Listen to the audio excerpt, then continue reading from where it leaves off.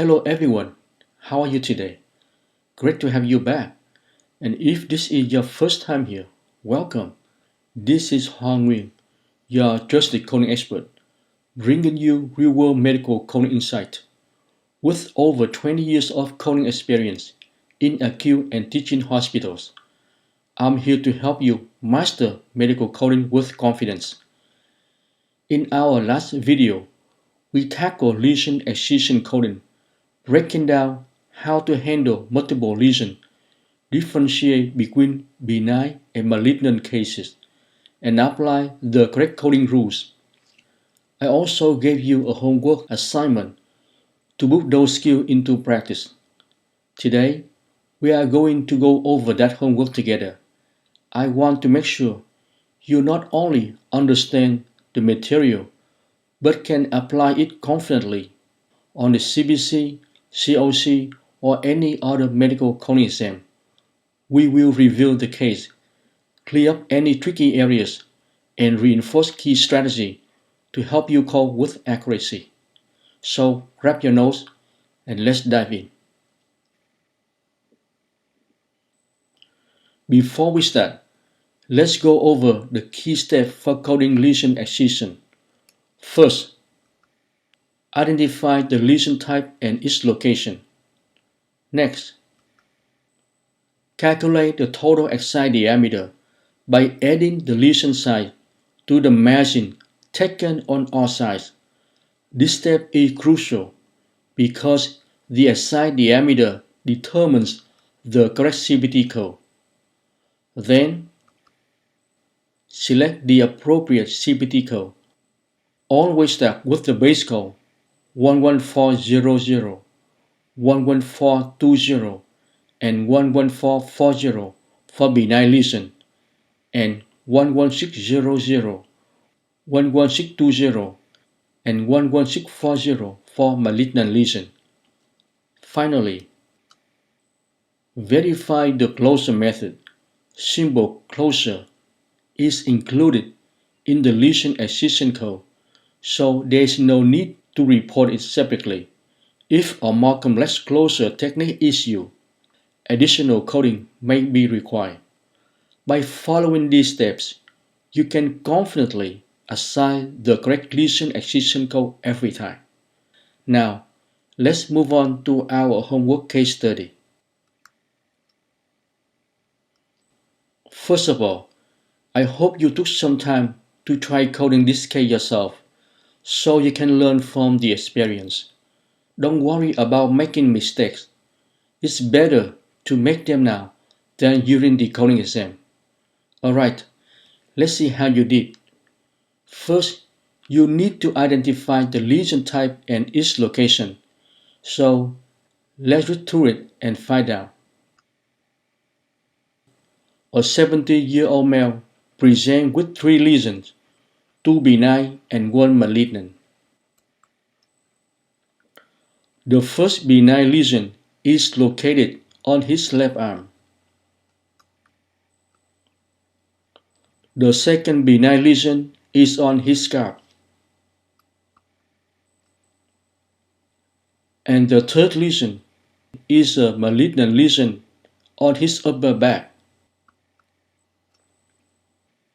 The lesion on the left arm measures 2.1 times 1.4 cm. So you choose the largest measurement, which is 2.1 cm, and the surgeon excised it with a 0.4 cm margin on each side, so you need to double the margin. 0.4 plus 0.4 equals 0.8 centimeters. This gives a total excised diameter of 2.9 centimeters, followed by a symbol closure. And since symbol closure is included in the lesion excision code, you don't need to worry about coding it separately. Next, the lesion on the scalp measures 1.8 times 1.3 cm. So you choose the largest measurement, which is 1.8 cm. And the surgeon excised it with a 0.5 cm margin on each side, so you need to double this margin. 0.5 plus 0.5 equals 1.0 centimeter.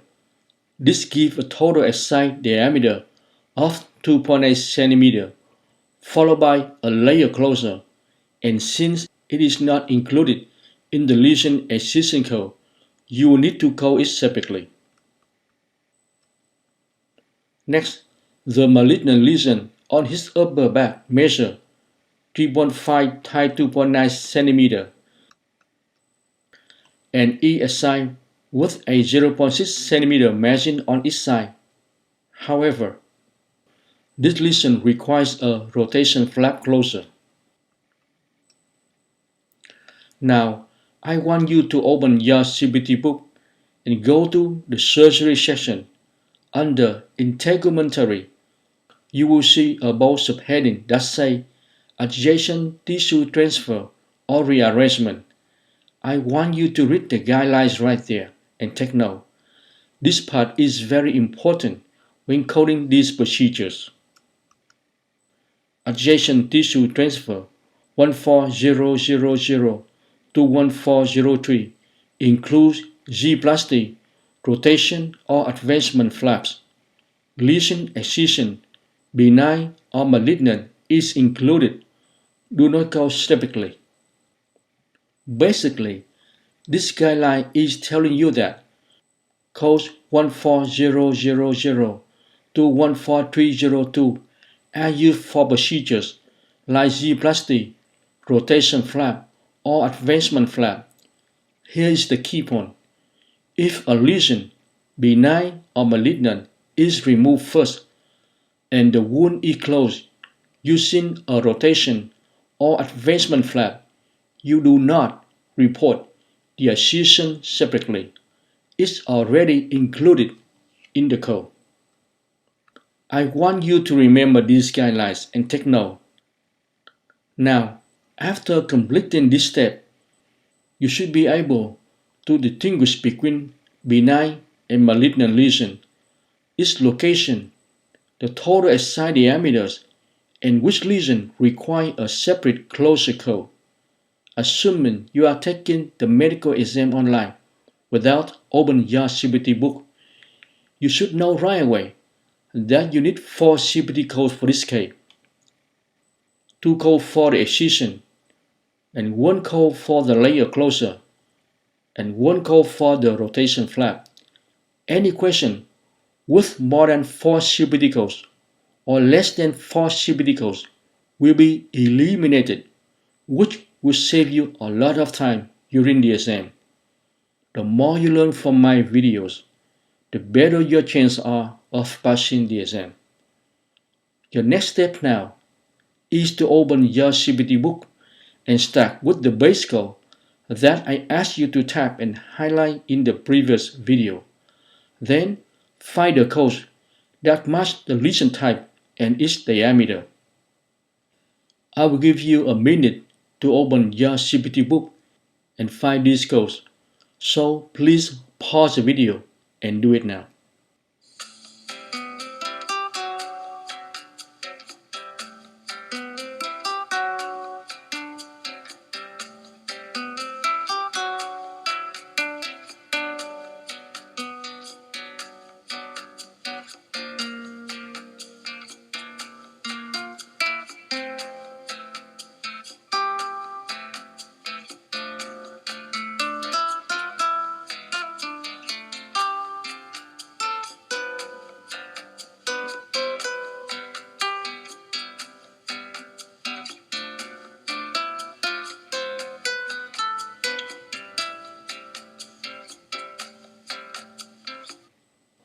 Assuming you already looked up the codes in your CPT book, let's see how you did. For the first benign lesion on the left arm, you start with the base code 11400 for benign lesion of the trunk, arms or legs. Then look under it. You will find that 11403 covers size from 2.1 to 3.0 cm, and sin side 2.9 cm falls within this range, so 11403 is the right code to report for the lesion on the left arm. For the second benign lesion on the scalp, you start with the base code 11420 for benign lesion of the scalp, neck, hands or feet. Then you look under it. You will find that 11423 cover side from 2.1 to 3.0 cm and sin 2.8 cm falls within this range, so 11423 is the right code to report for the lesion on the scalp. Now, we are done with the excision codes. Our final step is to code the wound closure. First, we need to find the code for layer closure of the scalp 2.8 cm. If you already watched my video titled How to Code Wound Repairs, then you should know how to code them effectively. Just a few pages after the excision code, look under the repair section for intermediate. You start with the base code 12031 for the scalp, trunk, or extremity, then look under it and you find that 12032 cover side from 2.6 to 7.5 cm. Since our side is 2.8 cm, it's far within this range, making this the correct code to report for the layer closure of the scalp 2.8 cm. Next, for the rotation flap of the upper back. After the physician excise a lesion measure 3.5 times 2.9 cm, he needs to cover the defect area. Because the rotation flap codes are based on square centimeter, you just multiply 3.5 by 2.9 and that gives you 10.15 square centimeters. In your CPT book, it should be in the same section as the wound repairs. If you look under the adjacent tissue transfer or rearrangement code range 14000 to 14302, you start with the base code 14000. Then, if you look under it, you will find code 14001, which cover defects from 10.1 to 30.0 square centimeter, perfect for a wound defect measuring 10.15 square centimeter. Everything is said and done, so here's the code that should be reported for this case. 11403 for the excision on the left arm, 11423 for the excision on the scalp, 12032 for the layer closure repair of the scalp, and 14001 for the rotation flap covering the upper back. If you want me to provide more coding case studies on lesion excision and wound closure, let me know. You need to understand this not just for the exam, but also for day-to-day coding at work. The more you practice, the better you will become, and the closer you will be to mastering it. That's all for today. Thank you so much for watching, liking, and sharing this video.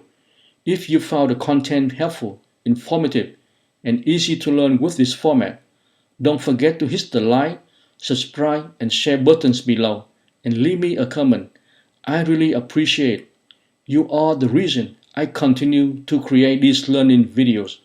Remember, knowledge is the key to unlocking your potential, and no one can take it away from you. Until then, have a wonderful day.